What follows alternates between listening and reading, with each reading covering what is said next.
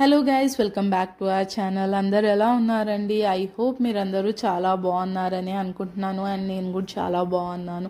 And మీరందరూ అనుకుంటున్నారేమో ఏంటి ఇన్ని రోజుల తర్వాత మళ్ళీ వీడియో పెట్టింది అని. ఎస్ అండి, చాలా లాంగ్ గ్యాప్ వచ్చింది. ఆల్మోస్ట్ 8 to 9 months తర్వాత నేను మళ్ళీ ఒక వ్లాగ్ అనేది చేయడం జరుగుతుంది. ఎందుకు అంటే నాకు పర్సనల్ రీజన్స్ వల్ల నేను వ్లాగింగ్ చేయలేదండి. అప్పుడు ఎప్పుడో మీన్స్ మధ్యలో ఎప్పుడో షార్ట్ వీడియోస్ అలా పెట్టడం అనేది జరిగింది. కానీ కంటిన్యూస్గా నేను ఏది పోస్ట్ చేయకపోయేదాన్ని. బట్ నేనేమనుకున్నానంటే మళ్ళీ స్టార్ట్ చేద్దాము వ్లాగింగ్ అని అనుకున్నాను. వ్లాగింగ్ స్టార్ట్ చేద్దాము అనుకున్నప్పుడు ఫస్ట్ వచ్చిన థాట్ ఏంటంటే ఎట్లయినా ఈ ఛానల్లో ఇన్ని మంత్స్ పెట్టలేదు కదా వీడియోస్, సో ఈ ఛానల్ని డిలీట్ చేసి కొత్త ఛానల్ పెట్టుకుందాము అని అనుకున్నాను. బట్ మళ్ళీ ఆలోచించాను అనమాట, ఎందుకు ఉన్న ఛానల్ని గ్రో చేసుకుందాము అని చెప్పేసి. సో ఫస్ట్ వ్లాగ్ వచ్చేసి నేను డైలీ మార్నింగ్ ఎలా పూజ చేసుకుంటాను అన్నది వ్లాగ్ పెడుతున్నానండి. చిన్న వీడియో, హోప్ మీకు నచ్చుతుంది అని. సో ఇది నేను డైలీ మార్నింగ్ పూజ చేసుకునే విధానం అండి. అండ్ ఫస్ట్ అయితే మొత్తం పూజ రూమ్ క్లీన్ చేసుకుంటానండి. పటాలు ఉన్న ప్లాట్ఫామ్ అంతా కూడా క్లీన్ చేసుకుంటాను. మంచిగా క్లీన్ చేసుకున్న తర్వాత అన్ని విగ్రహాలు అండ్ పూజా సామాన్లు ఏవైతే ఉంటాయి కదా, కలశము, పాత్రలు అండ్ దీపపు కుందులు, ఇవన్నీ మంచిగా క్లీన్ చేసేసుకుంటాను. తోముకొని మంచిగా బొట్లు పెట్టుకొని అలంకరించుకొని వేస్తానమాట. అందరికీ ఒక పీస్ మీన్స్ మనశ్శాంతి వచ్చే ప్లేసెస్ అంటారు కదా, మోస్ట్లీ నాకు తెలిసి చాలామందికి పూజ చేస్తుంటే ప్రశాంతంగా అనిపిస్తుంది. సో అందులో నేను కూడా సో నాకు కూడా పూజ రూమ్లో కాసేపు కూర్చున్న, పూజ చేసిన, టెంపుల్కి వెళ్ళినా చాలా ప్రశాంతంగా అనిపిస్తుంది. మనసులో ఎన్ని నడిచిన బ్యాక్గ్రౌండ్లో ఉంటుంది కదా మన మైండ్లోకి, ఏం జరుగుతుంది, ఎలా లైఫ్ ముందుకు వెళ్తుంది, ఏంటి రేపు ఏంటి అన్నది, ఫ్యూచర్ ఏంటి అన్నది, ఈ థాట్ ప్రాసెస్ అందరికీ ఉంటుంది. సో అవన్నిటి నుంచి కొంచెం సేపు డిటాచ్ అయ్యేసి మంచిగా ప్రశాంతంగా కూర్చునే రెండు ప్లేసెస్ అండి నాకు. ఫస్ట్ మా ఇంట్లో ఉన్న పూజ గది, సెకండ్ నేను రెగ్యులర్గా వెళ్ళే టెంపుల్ అండి. ఎంత టెన్షన్స్ ఉన్నా, ఎలాంటి మీన్స్ ఎవరి మీద ఎప్పుడన్నా కోపం వచ్చినా ఏం వచ్చినా నేను సైలెంట్గా పూజ రూమ్లో అన్న కూర్చుంటాను, లేకపోతే నేను టెంపుల్కి వెళ్ళిపోతానండి.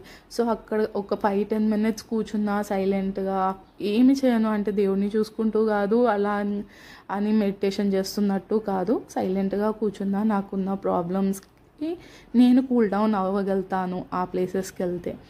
అండ్ సో అలాంటి ప్లేస్ అనమాట. సో అందుకని ఫస్ట్ వ్లాగ్ కదా, ఇన్ని రోజుల తర్వాత, సో ఆ దేవుడి బ్లెస్సింగ్స్ కూడా నాతో ఉండాలి, మీ అందరి సపోర్ట్ కూడా నాతో ఉండాలి అని చెప్పేసి నేను డైలీ మార్నింగ్ నేను ఎలా పూజ చేసుకున్నాను అలా పూజ చేసుకొని ఈ వీడియో మీతో షేర్ చేస్తున్నాను అనమాట. అండ్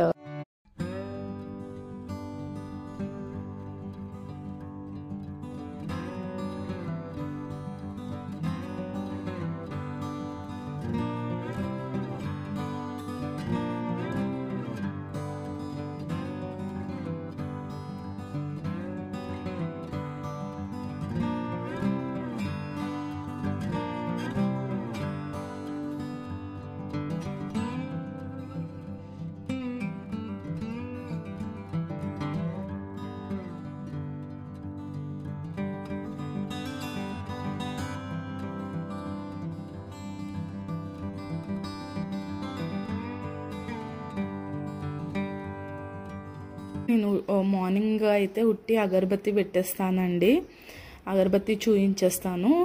అండ్ ఇక్కడ మాకు చిన్న కృష్ణయ్య ఉంటాడండి, చాలా క్యూట్గా ఉంటుంది. నాకు ఆ విగ్రహం చాలా నచ్చి తెచ్చి పెట్టుకున్నాను అనమాట. అండ్ తులసి కోట దగ్గర కృష్ణుడుని ఉంచితే చాలా మంచిది అని చెప్పేసి తెచ్చానమాట. మీకు చూపిస్తాను చూడండి.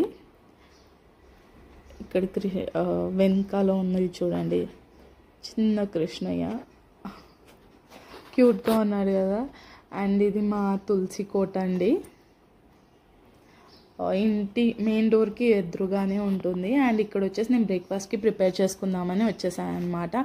సో దోశ బ్యాటర్ ఉంది కాస్త, సో అందులోనే ఆనియన్స్ అవన్నీ ఫైనలీ చాప్ చేసేసుకొని వేసుకుంటున్నాను అనమాట. ఈవెన్ ఇది గ్రీన్ చిల్లీస్, కొత్తిమీర, పుదీనా అండ్ కరివేపాకు ఫైన్లీ చాప్ చేసేసుకున్నాను. అండ్ క్యారెట్ని కూడా మంచిగా గ్రైండ్ చేసేసుకొని అందులో వేసుకుంటున్నాను. అండ్ ఫ్రెష్ కోకోనట్ ఉంటుంది కదండి, అది కూడా ఫైన్లీ చాప్ చేసేసుకొని వేసుకుంటే బాగుంటుంది. మధ్యలో క్రంచ్ ఇట్లా మనకి నములుతుంటే మంచిగా పండ్ల మధ్యలో వస్తుంది కదా, నాకు మంచిగా అనిపిస్తుంది. సో అందుకే నేను కోకోనట్ చిన్నగా కట్ చేసుకొని వేసుకుంటాను. అండ్ జింజర్ని కూడా ఫైన్లీ చాప్ చేసుకొని కాస్త సాల్ట్, ఇంకా జీలకర్ర ఉంటుంది కదండి, అది కొంచెం వేసేసుకుంటున్నాను అనమాట. మంచిగా మిక్స్ చేసేసుకొని ఇంకా దోశలు వేసుకోవడమే.